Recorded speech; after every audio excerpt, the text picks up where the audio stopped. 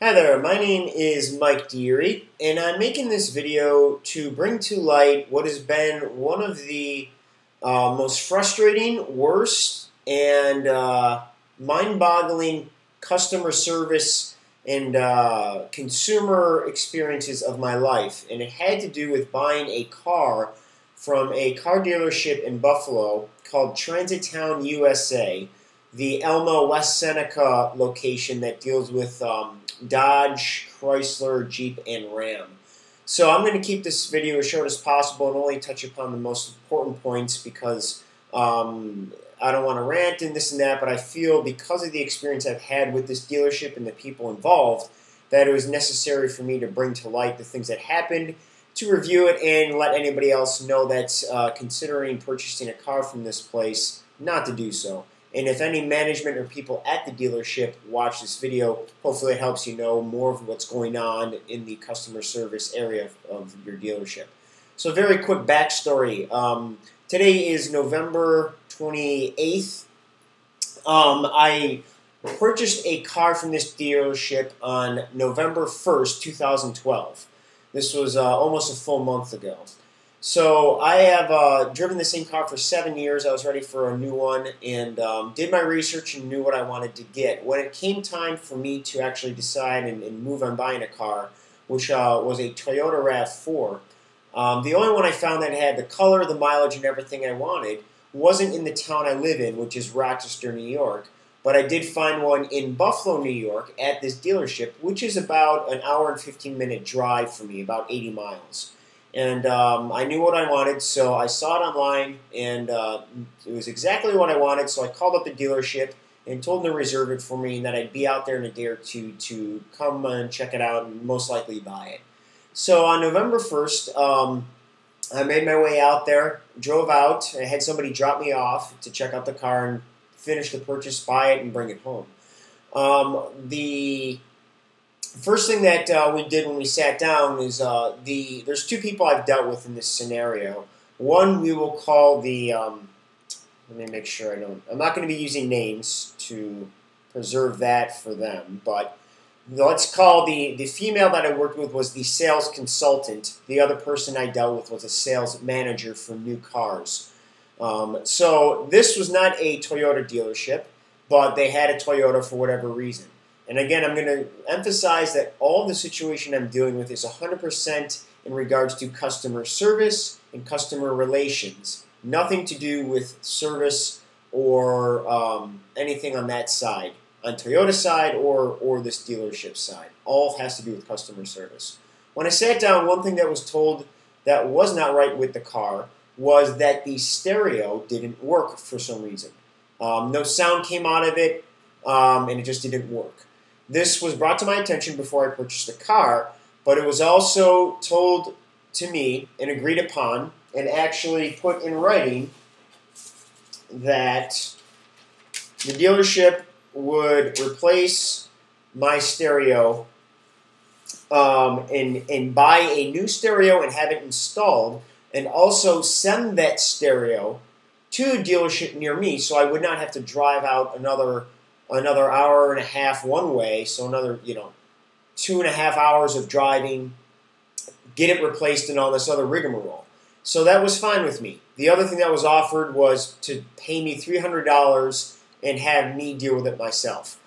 I wanted the original stereo in the car that came with it, so I told them I trust that would not be an issue. They told me that they had already ordered the stereo at the time of this purchase and that it would be in a couple days, and it wouldn't be more than a week most likely to get it installed and fixed and everything else. So I went ahead with the purchase of the car, had no problems with buying the car itself or anything else, and everything else about the car is awesome. One thing to note, there was really no need to sell me on anything. I went there knowing what I wanted, bought it, and that was that. So there was really nothing to do to earn my business as these car sales and dealerships hear so often. So the issue revolving around this is the way this company and this car dealership treated me and this issue ongoing. The problem with this stereo evolved into an absolute pain in the butt I'd use more powerful words if I really felt it was necessary, but you get the idea. What happened after a few days, actually about a week went by, and nothing happened. They didn't call me to tell me the stereo was in, that I should bring the car back or anything. So after about 6 to 7 days, I called the dealership, and they apparently told me that this stereo was not able to be shipped to my dealership near me. They couldn't explain why, they didn't know why, and for some reason Toyota was dealing with this. They said they'd look more into it. I also did my own due diligence and looked into it, and it happens to be possibly a Toyota policy that they just don't do this. Again, not the issue for me. However, 2 weeks went by now after my car. I don't have any stereo. Keep in mind, I am a musician, among other things. I'm also an entrepreneur and run multiple businesses. I have customers, I have clients, so I know how important customer service is. But one of the things I've done is teach guitar for a long time. I have a website that teaches people how to learn guitar online, and so forth. I'm also a media buyer for traffic online. I do a lot of SEO to get things ranked higher in the search engines and whatnot. I have clients that I help do these things for, and their happiness and content is my biggest priority as a business owner. I would hope it would be the same for a dealership, but this does not seem to be the case. So, with that noted, I've gone 2 weeks without a stereo or any music in my car. I finally called this dealership and told them, look, if you need me to drive back and get this done and fixed, I would be happy to do so. I just want my music and I want my stereo working. They had the stereo there. They never called me to tell me they had it there and they couldn't ship it. I had to find this out all the time. Not once have I been called in this whole span. It's almost a month now. Not once during this whole process was I ever called and told or updated just so I know what's going on. I don't have a problem that things aren't working, but I'd like to just know that, things are in motion or something's going on. Not once was I called. After 2 weeks, I called the dealership and told them I'd be happy to drive my car out there, and get it fixed if that could be done. They said, sure, we would like to do that. They told me it was not something they could do right away or while I was there, so they agreed that if I drove my car to their dealership, that they would give me a rental car or a loaner to take home, and then the next day or whenever it was fixed, someone would drive my car back to me and swap cars with the rental car. This was fine with me as long as it was fixed. So I drove out there, dropped off my car. The other problem that I found was that I was given 2 keys to the car. One did not work. This was a keyless entry with a push-button start. The other extra key did not work. It didn't open the car, it did not start the car, nothing worked on it. I made this problem, present to the sales consultant who I bought the car from, and told her that, I would like this to be fixed as well with the radio. So these were 2 problems that needed to be fixed. So when I dropped the car off, they gave me a loaner to take home. The loaner car, this was the first issue that really came to light outside of not hearing any communication from them. The loaner car they gave me to take home was absolutely filthy and disgusting. And I'm not talking just a little things disheveled. It would take serious effort to make a car this grungy. It smelled horrible. There was trash on the ground, crumbs, dirt, pet hair everywhere, which I'm allergic to pets. When the sales consultant gave me this car to take home, she kind of made a remark that, yes, it's not the cleanest car, but it's only for one day. First of all, I was like, okay, whatever. I got in the car, and when I started driving home, the smell really hit me, and then I looked around and looked at what they put me in. I don't understand how this is something that I just bought a $20,000 car from you. I just bought and paid $20,000 into your business, and this is how you treat a customer. It was disgusting. So anyways, I took the car home, again, driving another hour and 15 minutes back home. So the next day, they called me, and they told me that they had good news and bad news. The bad news was that they put the replacement stereo into the car. However, it was not working. So I was wondering what the good news was, and they told me that they could still get the car back to me if I wished. This was Wednesday, which was the day before Thanksgiving. I had family that wanted to see the new car and all these other things. Plus, there was no way I was going to spend another minute driving around in this disgusting smelling car that they put me in. They gave me two options. One option was to keep the rental car, and they would hold on to the car and fix the stereo again, or they could drive my car back to me and swap it out, and they would call me when they ordered a new stereo. At this time, this is when I started dealing with the sales manager, who's apparently it wasn't his job to deal with me. And this is an issue that came up later on that I'll talk about. However, the sales consultant who sold me my car was no longer apparently needed to deal with these issues on the service side. So apparently this issue was handed over to a sales manager, or the new car sales manager that we'll call him. So he told me that he had acknowledged that the dealership tried to skimp out by ordering a refurbished CD player instead of a brand new one, which they told me they would buy in this paper that they gave me. So he admitted that, and he told me, yeah, we perfectly admit that we skimped out, or the dealership skimped out on ordering a refurbished one. That one did not seem to work, so now we have to bite the bullet and buy a brand new one, which apparently is $1,000 for them to buy. And that's what I told. And this is also after the warranty on the parts of the car are up. And again, mind you, this is not a Toyota dealership. This is a Dodge, Chrysler, Jeep. Whether that is relevant, I don't know, and I don't care. But the situation keeps going more. So I told them, there's no way I'm going to sit in this rental car that's disgusting that you gave me. I want my car back. So I agreed to have them drive my car back to me the next day and swap out my rental car. In the meantime, they were going to order a brand new stereo, and when that came in, they were going to send somebody else out, again, to drive to me, pick up my car, drop me off another rental car, take my car back, fix it, and do the same thing over again with having somebody else drive back and swap it out. I just told them, just fix the thing, let's get this going, please. So, when they dropped my car off to me, on Wednesday night, mind you, this call happened on Tuesday. Now it's Wednesday, the day before Thanksgiving, when they actually sent someone with my car to swap out.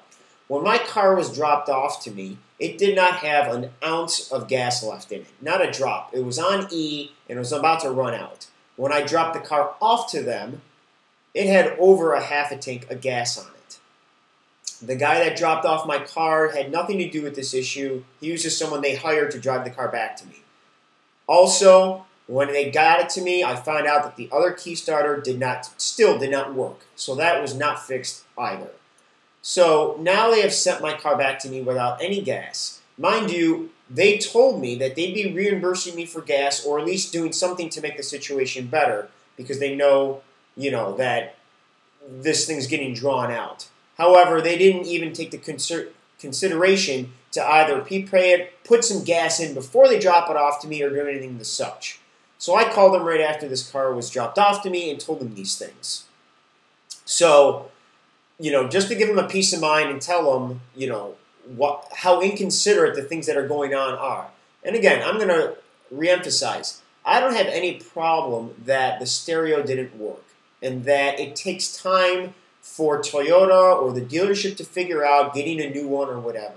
All these issues that aggravate me and that are problematic have to do with customer service, that these people gave me a filthy rental car, that they did not fill with any gas, that they did not fix the other problem that was going on with it. So now the situation was that night before Thanksgiving, they're going to call me Friday and let me know when they would get a new CD player in. So Friday came and went, no call at all. I didn't want to call them back. I didn't feel like talking to them, so I let the whole weekend go by. So now it was Monday. And I figured I'd call them to try to figure out what is going on because, again, no one is calling me, no one's updating me with what is going on or telling me what's going to happen next. Meanwhile, I still don't have any tunes in my car about 3 weeks after I bought it. I'm also at this point doing my due diligence and calling the actual Toyota service center that they bring this to find out from their reps what's going on as well. However, the situation with this car and the timeline on getting the new stereo, I was never told when this would be. So on Monday, I called again, and they told me, they're working on it or whatever.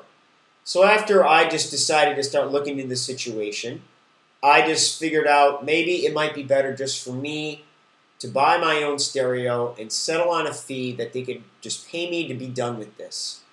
That was one of the options they gave me when I bought the car, but again, I had no idea that this whole rigmarole was going to come to light and ensue as it did.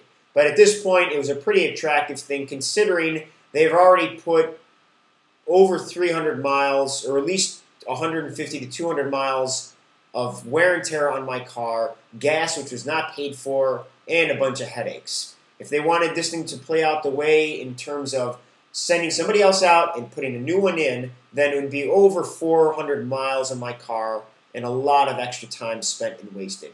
So I called them up on Monday and told them, listen, would we be able to come to a deal where you guys just cut me a check, I fix this on my own, and we're done and I don't have to worry about this. Again, I was talking to the sales manager. Every time I've been on the phone with this sales manager, I instantly get the feeling that he's going to tell me and do whatever he needs to get me off the phone. He's been anything but considerate and he doesn't acknowledge the fact that I'm the one that actually am the customer that have spent $20,000 buying something in their business. So he told me that this was something that he would consider, that he would need to look into the expenses that they would have otherwise and find out what they could pay me or if it's something that they would consider. I asked him before he hung up the phone on Monday, can you tell me when you'll get back to me, please? And he said either later today, which would be Monday night, or Tuesday. So, I didn't hear anything from them yet. Not Monday night, not Tuesday, and again, I was sick of trying to call them because I know it was just leading to more frustration. So, I let it play. Today, right now, is Wednesday night. So this morning, I decided to call them, and again, just find out what is going on and what they want to agree to. So I called them this morning, and again, what are we doing about this stereo? Can you guys give me a fee? So at this time, he said, yeah, well, what was it, $200 that they said? I said, no. The initial offer that they told me was they would give me $300, but this was before all this happened, and now at this point, you've already agreed to at least reimburse me on some gas, not to mention all the pain and crap that I've had to deal with, and you didn't fix my key thing or whatever. So I'm on the phone with the sales manager trying to negotiate this.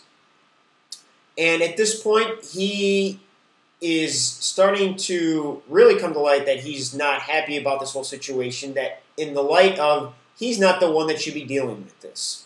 So when I'm on the phone trying to negotiate this and tell him that I would like at least $400 to $500 because, number one, you initially offered me $300 to deal with this, and number two, I am going to be saving you money if you actually want to replace this CD player. Number one, you got to buy a $1,000 CD player. Number two, you have to hire somebody for 5 hours of driving. You have to pay for all their gas. You also have to worry about all the wear and tear you're putting on your rental car and my new car. So, to me, this was a good option, and to me, $400 to $500 is not too much to ask in terms of what we're dealing with here. So at this point, his rebuttal was that, listen, and these were pretty much his exact words, or something very close to, is that, I'm really trying to go over and above and beyond for you here, and I'm not the guy that really should be dealing with this anyways. That phrase came out of this guy's mouth, who was the sales manager. Now, mind you, I'm the customer. I just bought a $20,000 car. I put $20,000 into your business. or whatever you want to look at that. I'm the customer. I bought something from you. Not once have I been made to feel appreciated that I bought something from you, let alone a $20,000 item. Do you think I really care whose job it is to deal with me? And how do you think it makes me feel that I need to be dealt with? Like it's something, a curse, that it's your job. You are the new car manager. You are the sales manager. I bought something, manage me. If you're not going to be the guy to do that, do yourself and your dealership a favor and put me in touch with somebody who has the patience and understanding to deal with this from a customer service aspect. At least make me feel like I'm appreciated for buying something. I don't want to hear that now I'm the guy that needs to be dealt with. So when he told this to me, of course I blew up and told him all of these things that I'm dealing with now. And so he agreed to cut me a check for $400 and send it to me so that we could be done with this whole situation. So that call was earlier tonight. He said it'd take a couple business days to get the check through corporate and send it out. So I am awaiting for that to happen. At this point, I felt it was necessary, regardless if that check comes in or not, which I certainly hope it does. But again, the whole situation I dealt with, in my opinion, was the poorest display of customer service. And again, because I'm a business owner myself, I have customers, I have clients. My number one priority on making my business grow and making sure my customers are happy is that if anything related to me dealing with their business or vice versa, that they are taken care of, that they are happy. And again, not once was I made to feel that way. And another thing that's funny is that they didn't have to earn my business, like I said. The second I bought that car, I could tell that I wasn't important to them anymore. They had sales meetings, they were busy, busy, busy was always their experience or their excuses about not getting back to me. I understand that you need to make sales as a business, but understand that the lifeblood of a business usually and sometimes comes from making sure the customers are happy so that they refer your business. And guarantee you, I will not be referring Transittowne USA, Dodge Chrysler Jeep at the Elma West Seneca location to anybody. Okay? So again, that's my story. Hopefully this helps shed some light on if you're a person looking to buy a car, I'm going to tell you don't buy a car from these people. If you are actually in this corporation, in this dealership, or have anything to do with it and you saw this video, hopefully you understand or get some light on what goes on in this dealership. Now, I'll be perfectly fair. I don't know if this happens on a regular basis. I'm simply telling the story of what happened to me in the people I've dealt with in this dealership. So, if that helps make a consumer more aware, or if it helps this dealership understand things that they could do to better their customer service, hopefully you'll do it, and hopefully you'll take steps to make the people that buy cars from you and pay you a lot of money for them, that you'll understand how to appreciate them better. And when situations like this arise, again, I'm not complaining and nagging about the fact that things are taking a long time. That's not the big issue. The big issue is the way I'm being dealt with and the way it's made me feel while this situation goes on. So, that's my story. Hopefully, it sheds some light on something that could help the dealership or prospects move on and find a car elsewhere. My name is Mike Deary. Thank you for watching. Goodbye.